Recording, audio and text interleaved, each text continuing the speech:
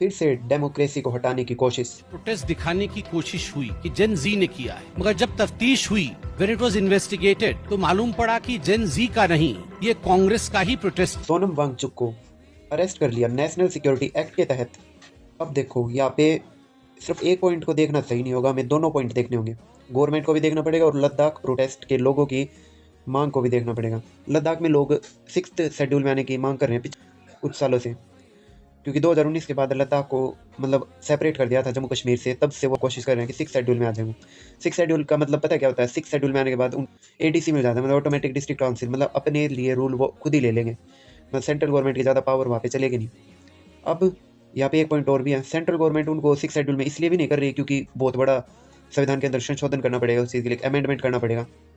क्यों? क्योंकि 6th schedule सिर्फ नॉर्थ ईस्टर्न स्टेट के लिए होता है।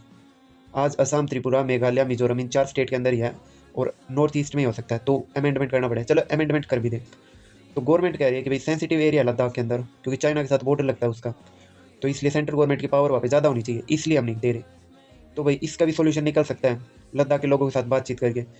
और कुछ साल पहले अमित शाह वहाँ पे गए भी थे, उन्होंने बातचीत की भी थी, लेकिन जो BJP ने वादे किए थे लद्दाख के लिए लोगों के लिए, वो पूरे नहीं कर रहे वो। और ये कह रहे हैं कि पाकिस्तान के साथ उनका लिंकेज थी, तो ये 2022 में उनकी पाकिस्तान में विजिट हुई थी, वो क्लाइमेट चेंज के लिए हुई थी। ये भी एक बकवास खबर है। और सोनम वांगचुक को धमकी भी मिली है, लेटर भी मिला है, जैसे केजरीवाल के साथ हुआ था वैसा उसके साथ करेंगे। तो प्रोटेस्ट पे उतराए लोग।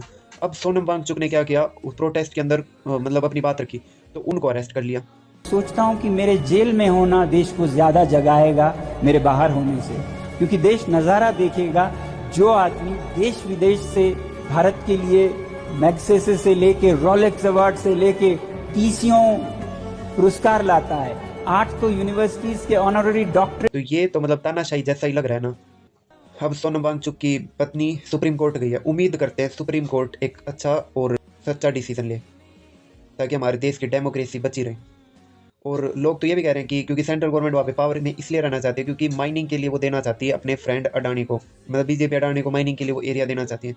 अब देखो माइनिंग होगी तो देश का भी फायदा होगा वैसे तो, लेकिन यहाँ पे डबल एंगल दिख रहे हैं। गवर्नमेंट अपना फायदा भी तो देख सकती है ना, तो किसी चीज़ पे भरोसा हम कर नहीं सकते।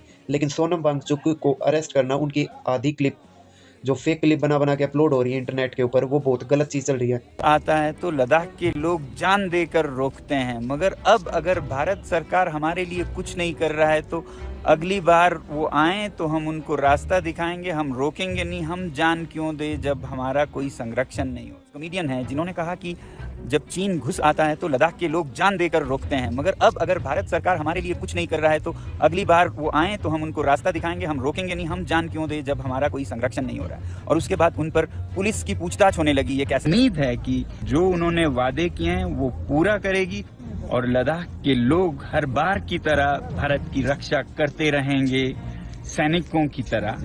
जय हिंद, जय भारत की रक्षा करते रहेंगे सैनिकों की तरह। जय हिंद, जय। उस इंसान ने देश के लिए बहुत ज़्यादा किया है, मेडल्स जीत के लाया, बहुत कुछ देश के लिए किया। क्यों अब देश उसके साथ ऐसा करेगा? ऐसा तो नहीं करना चाहिए। और पता है लद्दाख के अंदर 26% अनएम्प्लॉयमेंट है, पढ़े लिखे लोग बेरोजगार हैं वहाँ पे, जो कि हमारे नेशनल एवरेज का हाफ है। तो मतलब इस चीज़ के लिए वो 6th शेड्यूल की मांग कर रहे हैं, तो कहीं ना कहीं उनकी मांग सही भी है। तो सुप्रीम कोर्ट से अब उम्मीद है सुप्रीम कोर्ट सही फैसला ले, और अगर सोनम वांगचुक ने कुछ गलतियाँ की भी हैं तो उसको मतलब क्लियरिटी के साथ, सबूत के साथ दिखाए, तब देश सोचेगा कि डेमोक्रेसी है। और अगर ऐसा नहीं हो रहा तो देश को डिक्टेटरशिप की तरफ ढकेला जा रहे हैं।